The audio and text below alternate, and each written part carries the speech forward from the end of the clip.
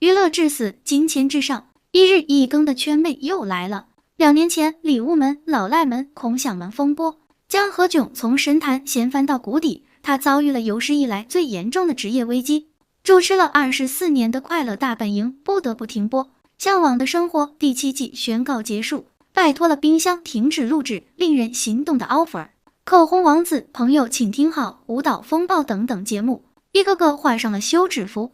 一直用笑容温暖治愈观众们的何炅，脸上悄悄爬上了皱纹和遮不住的黑眼圈。在快本停播将近2年后，何炅带着升级改版而来的新节目《星期六》重新回到观众视野中。刚开播时，快乐家族5亿人到场撑台脚，现在眼看何炅又有重回巅峰之势，有人就悄悄找上了何炅。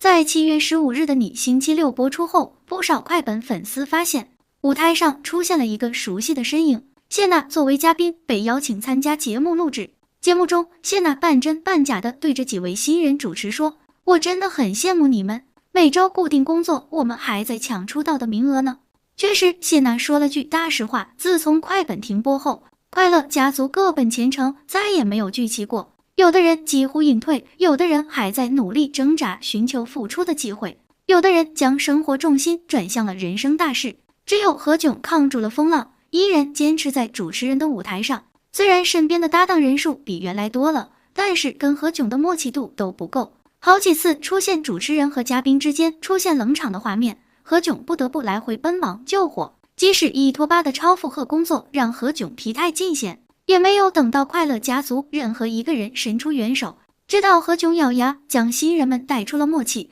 创下3网收视第一，得到了人民日报点赞之后，谢娜才姗姗来迟作为嘉宾出席节目。这不由得让人想起黄渤的经典名句：在你没名气的时候，身边什么样的人都有，等你出名了，突然发现身边都是好人了，每个人对着你都是笑脸。穷在闹市无人问，富在深山有远亲。哪怕没有人拉一把，何炅也咬牙撑过来了。他能有今天的成绩，靠的从来都不是同情和运气。无论多么精密的彩排和演练，在实际演出的时候，难免会碰到一些小意外。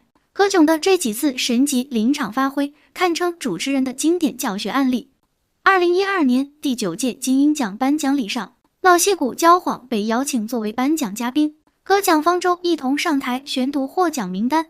由于获奖名单需要保密，事先焦晃并不知道具体的获奖者是谁。正在宣读获奖者名字的紧要关头，他手中的掌上电脑突然出现了故障。已经80岁的老前辈焦晃急得满头汗。对于电子产品不熟悉的他，不断试图向工作人员求助。站在一旁的蒋方舟也被这突如其来的意外弄得有些不知所措，呆呆地站在原地。何炅和撒贝宁一个眼神交汇，非常默契的分头配合起来。撒贝宁故意开玩笑暖场，关键台上2位嘉宾紧张的心情，要不您2位随便说一个名字。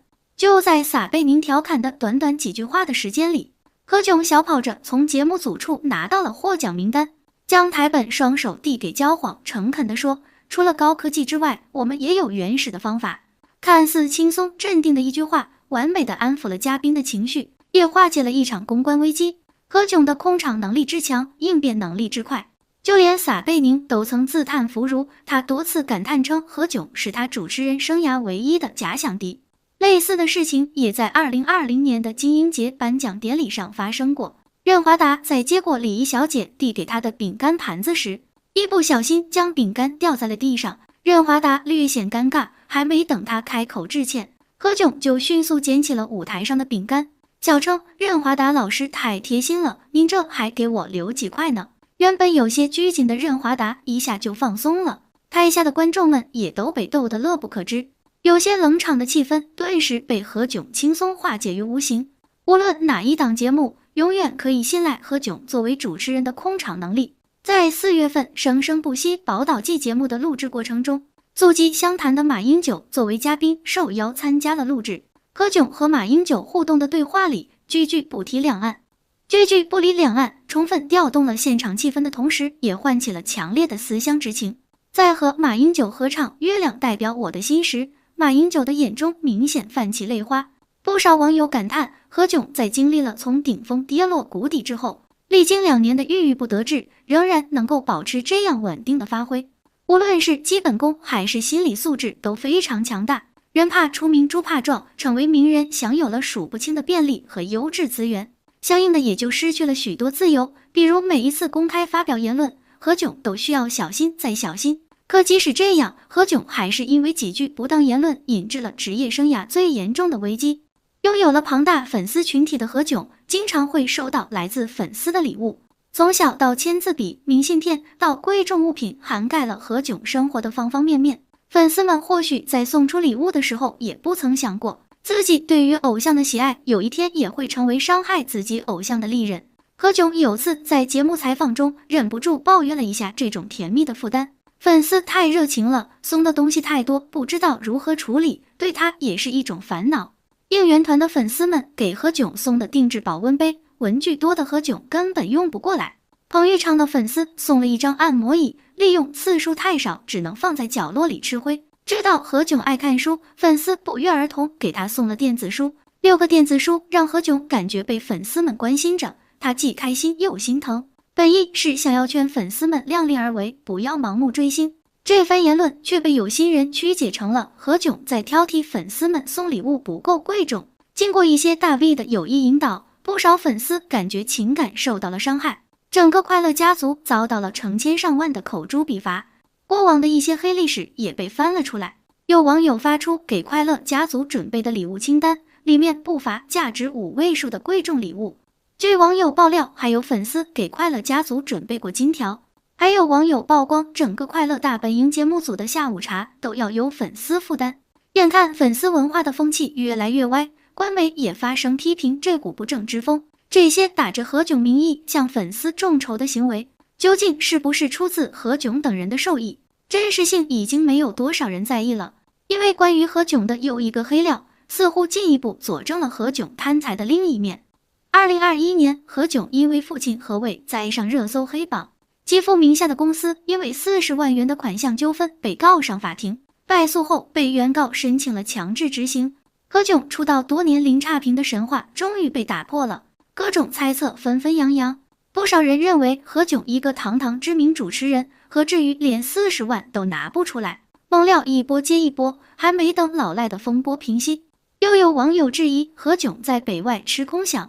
何炅1997年从北京外国语大学毕业后留校任职，因为还要顾及主持人的工作，何炅自认为需要对学生和观众负责，长此以往既不能保证授课质量，也无法保证主持节目的质量，于是狠心结束了教师工作，专心投入到主持生涯中，不干活还白拿工资，这样子的事情触犯到了大众的底线。何炅再一次被推上了舆论的风口浪尖。难道那个曾经如清晨阳光一般的清澈少年，也在踏入社会之后同流合污了吗？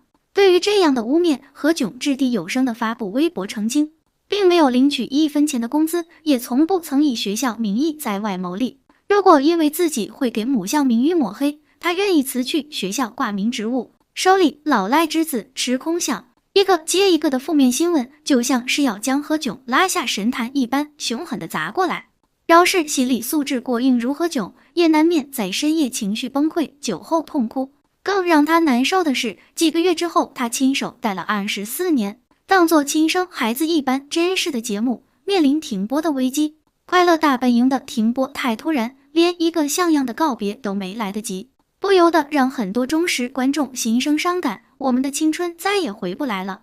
24年里，主持人轮番更迭，只有何炅从头到尾一直都在。他成为了快乐大本营的灵魂人物。慢慢的，谢娜、吴昕、海涛、维嘉等4人的陆续加入，帮何炅分担了一些压力，同时也带来了更多甜蜜的烦恼。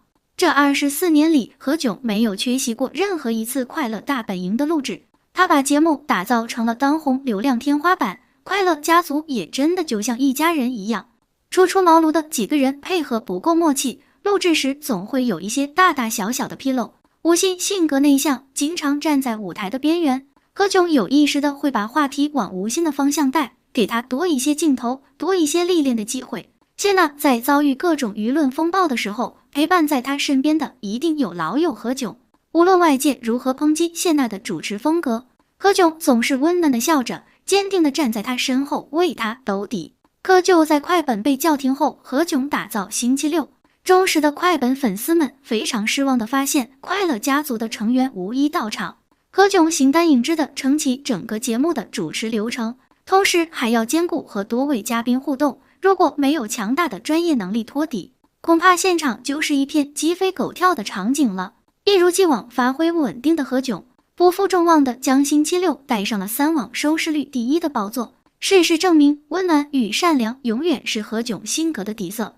有着过硬专业能力的何炅，无论何时都是收视率的保障。经历了风雨的何炅，也终将迎来雨后的彩虹。希望他保有内心的丰盈和柔软，继续将这样的正能量带给更多的人们。好了，今天的视频就到这里了，欢迎在评论区留言评论，请多多订阅和关注，我会持续为您带来更多精彩内容。